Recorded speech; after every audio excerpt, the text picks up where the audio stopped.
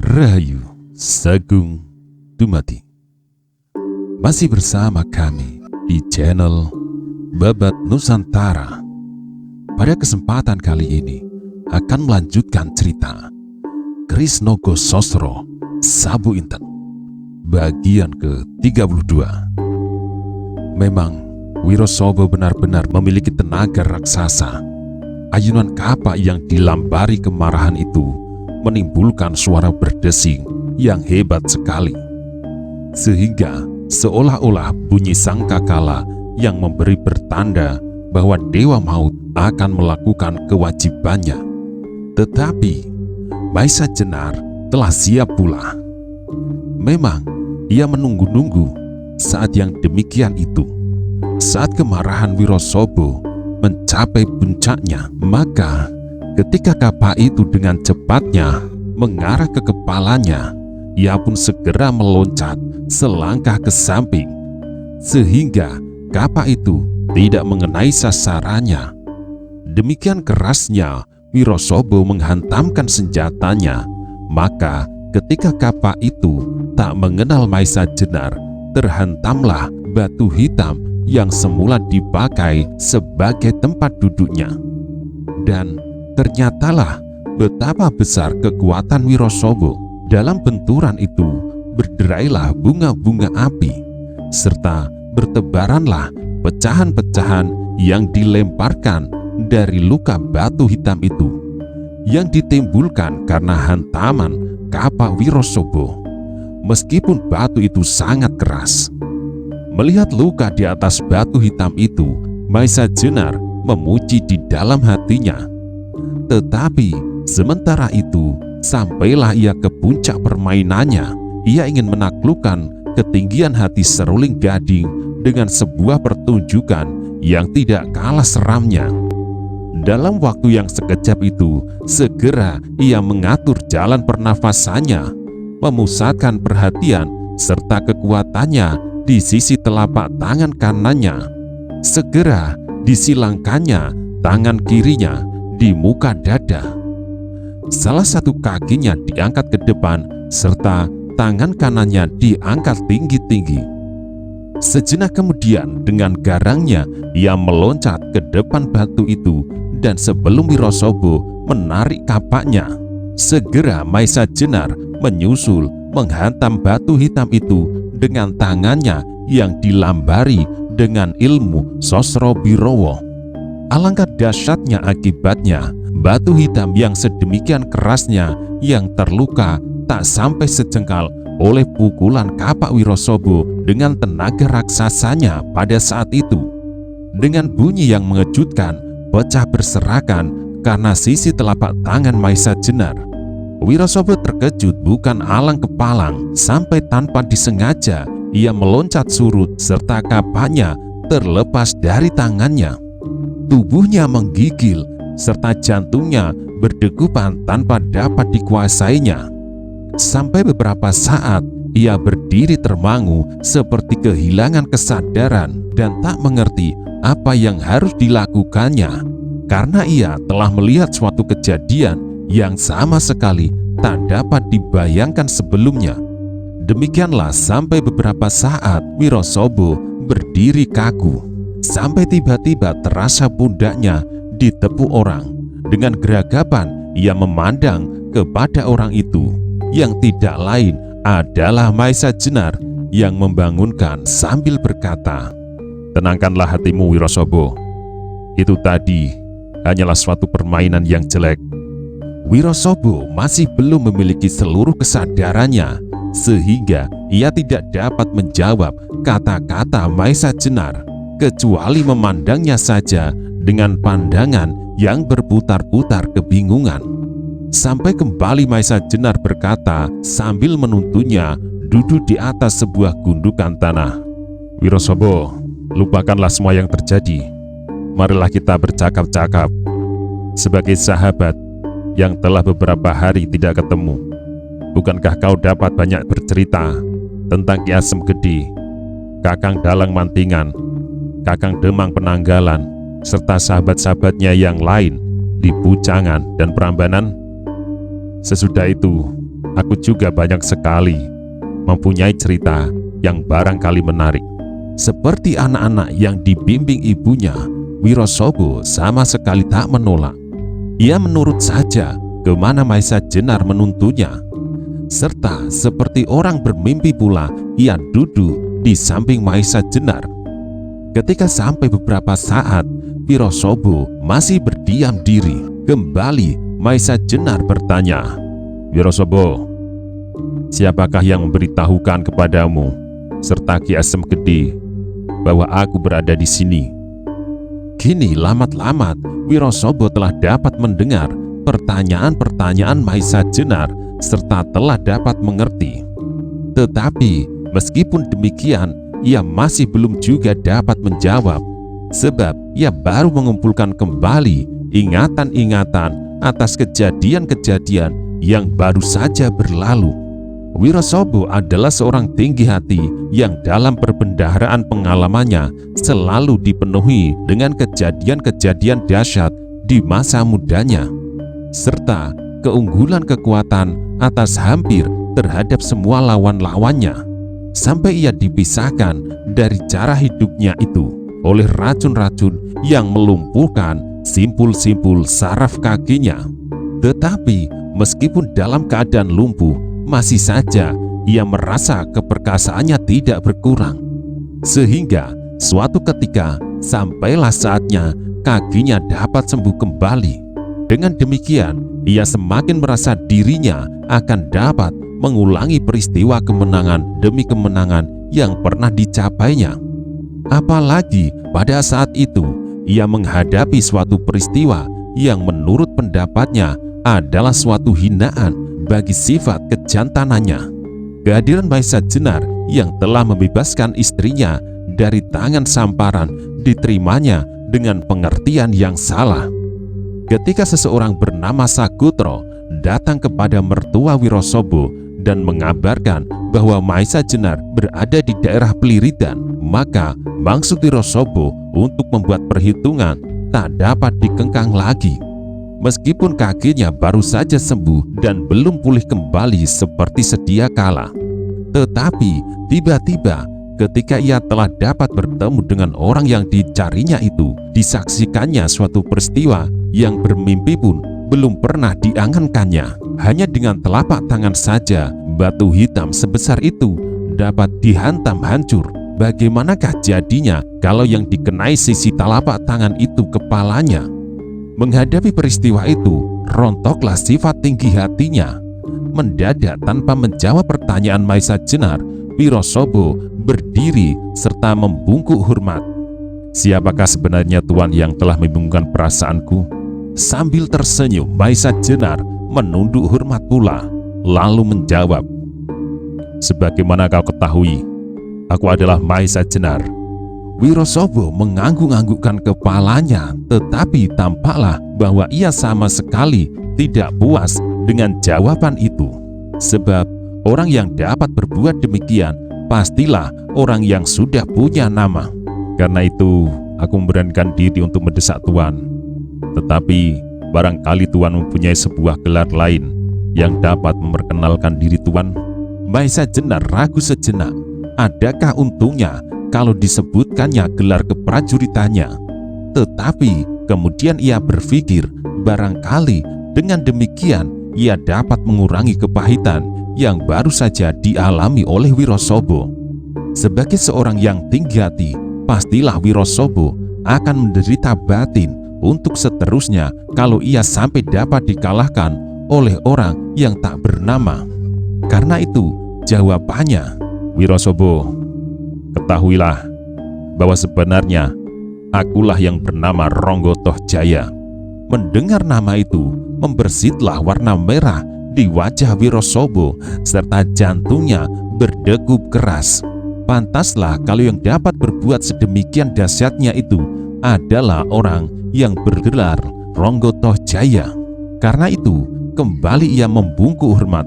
"Tuan Ronggotoh Jaya, maafkanlah segala kelancanganku, karena Tuan telah berbuat kemurahan hati untuk membebaskan istriku.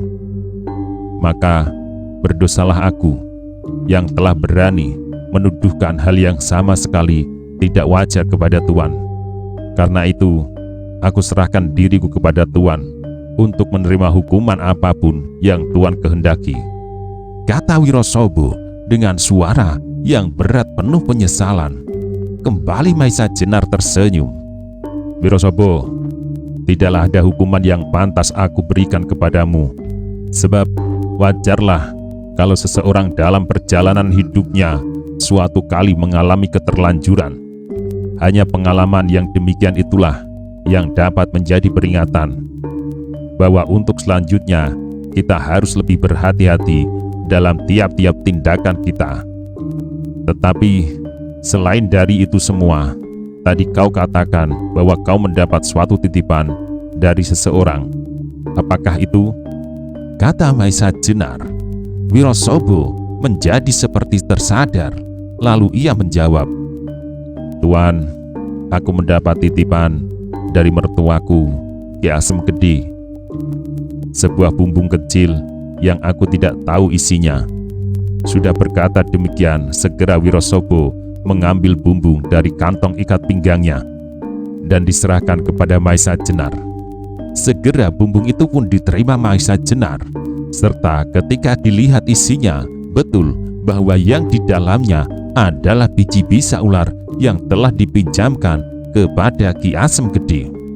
"Wirosobo," kata Maisa Jenar kemudian, "tidakkah Ki Asem Gede mengatakan kepadamu, apakah khasiat benda yang kau bawa ini?" "Tidak, Tuan," jawab Wirosobo sambil menggelengkan kepalanya.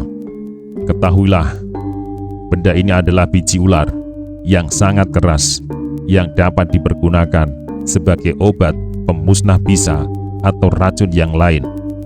Bagi perjalanan hidup, benda ini sangat penting artinya. Sebab dengan benda ini pula Ki Asem Gede telah berhasil menyembuhkan kelumpuhanmu." Jelas Maisa Jenar. Mendengar kata-kata Maisa Jenar ini, Wirosobo kembali terkejut. Ditambah pula dengan perasaan haru yang mendalam. Ternyata atas pertolongan Ronggo Tohjaya ini, kelumpuhan kakinya itu disembuhkan. Mengingat hal itu semua, semakin dalam penyesalannya yang dirasakannya. Sementara itu, Maisa Jenar telah mengajukan pula beberapa pertanyaan mengenai Ki Asem Gede, kademangan pujangan, serta prambanan, dan banyak hal mengenai orang-orang yang pernah dikenalnya. Karena itu, sebentar kemudian pembicaraan telah dapat berlangsung lancar. Dari pembicaraan itu diketahui, ternyata sepeninggalan Maisa Jenar, Ki Dalang Mantingan pun segera kembali ke Prambanan. Dan menurut Wirosobo yang mendengar dari Ki Asem Gede bahwa orang yang bernama Mantingan itu telah kembali ke Wonokerto, serta pembicaraan mereka berlangsung beberapa lama, berkisar dari yang satu ke yang lain. Maka berkatalah Maisa Jenar, "Nah Wirosobo, marilah kita anggap bahwa apa yang pernah terjadi itu merupakan suatu mimpi yang tak menyenangkan. Dan sekarang ternyata kita telah bangun dan melupakan mimpi itu. Karena itu, kembalilah kepada istrimu seperti pada masa kau datang untuk mengambilnya dahulu." "Baiklah Tuan, aku akan kembali kepada keluargaku serta mengatakan apa yang sudah aku lihat," jawab Wirosobo. "Sekarang," sambung Maisa Jenar, "marilah kita beristirahat. Besok kita akan melakukan tugas kita masing-masing. Kau akan kembali kepada keluargamu, sedang aku masih dinanti oleh suatu tugas berat." Mendengar kata-kata Maisa Jenar, Wirosobo termenung sejenak, lalu katanya, "Kalau Tuan masih harus melakukan tugas berat, dapatkah kiranya aku membantu?"